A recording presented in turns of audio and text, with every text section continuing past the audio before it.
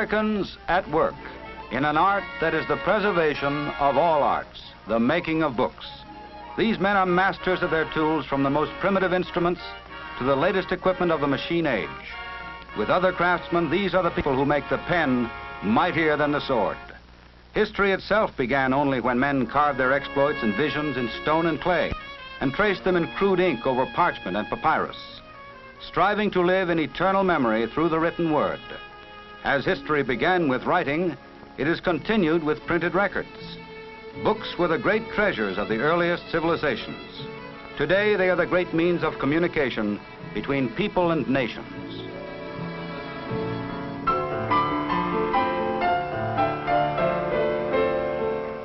Even in the most modern bookbinderies, Americans pursue a craft steeped in the tradition of ancient guilds. Although the books most of us buy are machine-made, all qualified journeyman bookbinders must know how to take apart and put together a book by hand. Books from collections of an earlier day must be restored. And this is a loving art, regarded almost with reverence by its practitioners. The well-worn inheritance must be carefully undone. Remove the broken cover. Unstring the worn-out threads. Take the precious publication back to the beginnings of a book. This is a work of infinite patience, of painstaking attention to detail, of fingered skill that is equal to the occasion. Good books are constantly given rebirth by workers like these.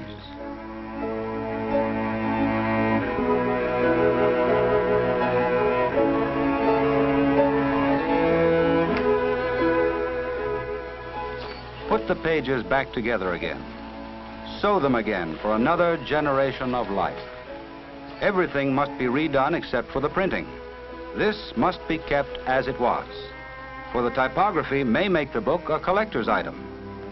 This is a happy marrying of antique values with modern practicality. And these workers know that the wearing out of a book from rereading is a truer estimate of its worth than any review by a critic.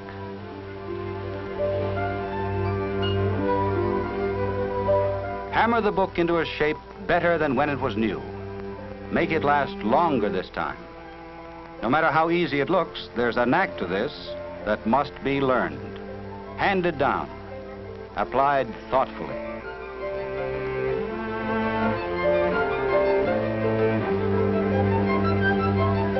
Carefully hand-rounded, seemingly hopeless specimens can be restored to a usefulness that will outlive their owners.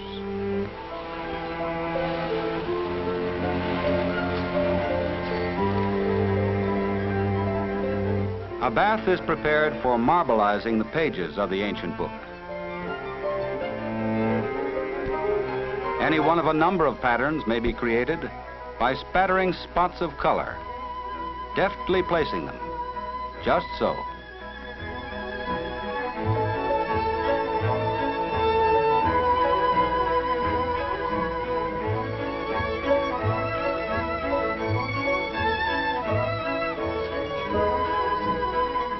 The design is transferred to the book by dipping its trimmed edges, top, bottom, and side, for exactly the right length of time, in exactly the right manner. It would be impossible to get the same effect by any known printing process. If you think it's easy, try it. But please, not on a cherished first edition.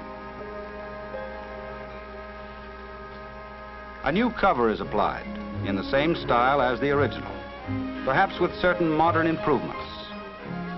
Boards, the bookbinder calls them, covered with cloth and leather, fabricated for prolonged life. Before being ready for recirculation, this assembly of literary material must be pressed into final shape.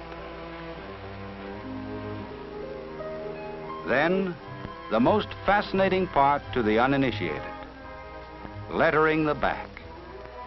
With nothing to guide him but his mind's eye and the skill of his fingertips, the artisan lays on the gold leaf.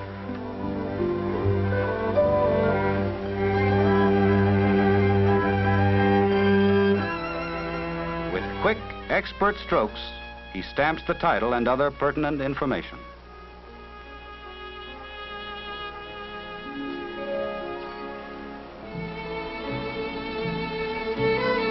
A masterpiece of the modern bookbinder's art, the restored volume is ready for the reader who would make the most of his literary inheritance.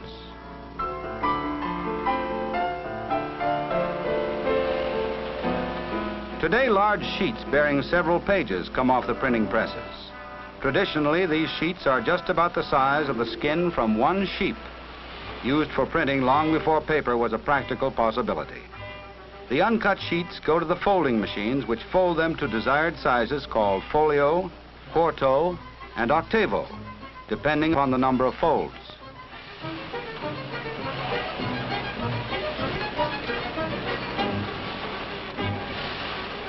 These machines can fold from 4 to 72 pages, as fast as you can turn a page. The folded sheet is called a signature.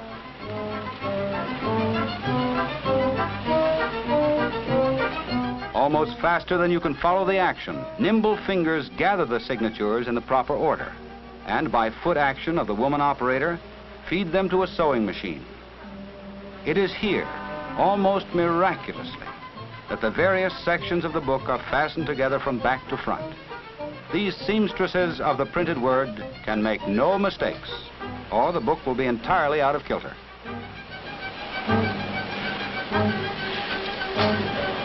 Since the resulting sewn portions of the book form a spongy collection of pages, they are put in a mashing machine to press them more tightly together in uniform thickness.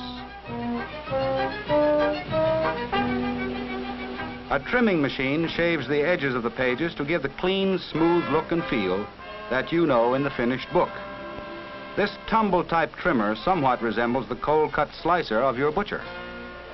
It is this process that makes it possible to thumb through a book to a wanted page, for that elusive fact or quotation that you need so badly at the moment.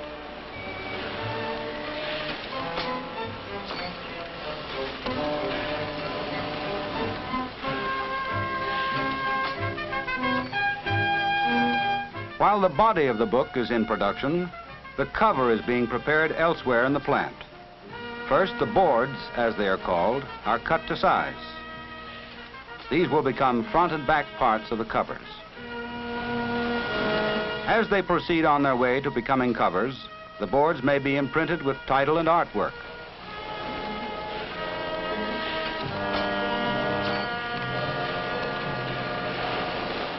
The operators of a stripping machine connect the two boards with a strip of cloth which will later become the back of the cover.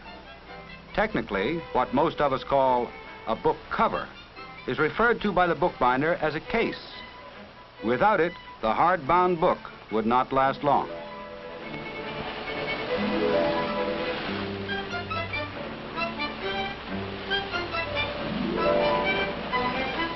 Several more steps are necessary before the book is ready for its cover.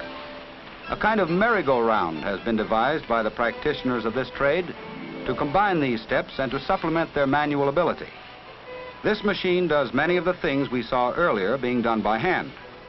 But while handicraft sets the standard of quality, these workers control expertly the machines needed today for modern mass production. At this stage, the back is rounded into its familiar shape, so you can conveniently turn the pages. It is lined and glued in readiness for the covers. It is here that the men who feed and tend this machine must feel most the truth of the biblical statement, of the making of many books, there is no end.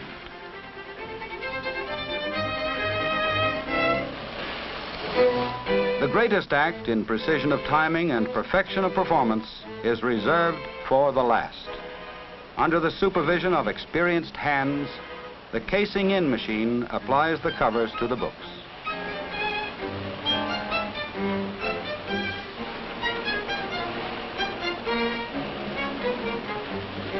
The watchful eye of the trained craftsman is especially needed at this point.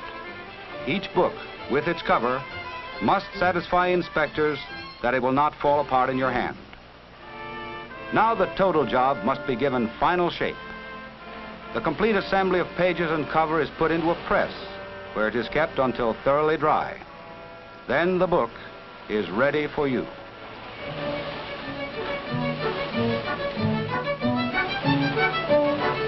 Not only only books, but pamphlets as well are an important part of publishing. These women are gathering the pages in correct order and placing them on a fast-moving saddle for subsequent stitching or gluing.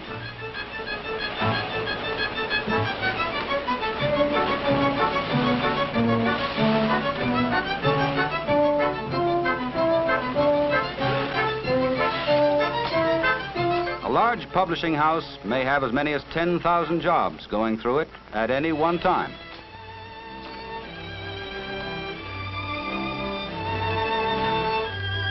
Making the ruled pages of notebooks and ledgers is a fascinating aspect of this trade. The paper ruler here has an arsenal of implements at his disposal. For some forms, he uses discs. For others, he uses pen points to spread the ink that divides the page into countless different patterns. A seemingly endless river of paper may be printed on both sides simultaneously when this craftsman makes an ingenious adjustment of either discs or pens above and below. It is doubtful that the bookkeeping of our industrial world could be carried on without this activity.